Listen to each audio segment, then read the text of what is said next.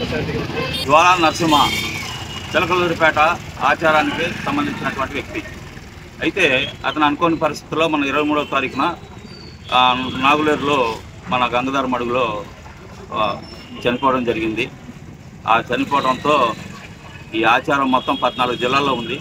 ఈ ఆచారవంతులందరూ కూడా పల్నాటి వీరాచార పీఠం తరఫున నిధి పూజారులు అందరం కలిసి వాళ్ళ కుటుంబానికి ఎప్పుడు కూడా వాళ్ళకి ఎటువంటి సమస్య వచ్చినా పీఠము 14 జిల్లాల ఆచారం మొత్తం కూడా వాళ్ళకి అండగా ఉంటామని ఆ రోజు వాళ్ళ జ్వాలా నరసింహ భార్య గారికి మేము మాట ఇవ్వడం జరిగింది. ఇప్పుడు ఆ బాధని మేము తట్టుకునేటువంటి పరిస్థితుల్లో లేము.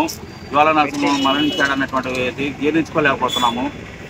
అందుకని మా బాధని మరి ఉదయం 7వ తారీఖున మనకు చివర దిన కార్యక్రమాలు అనేటువంటివి ఉన్నాయి.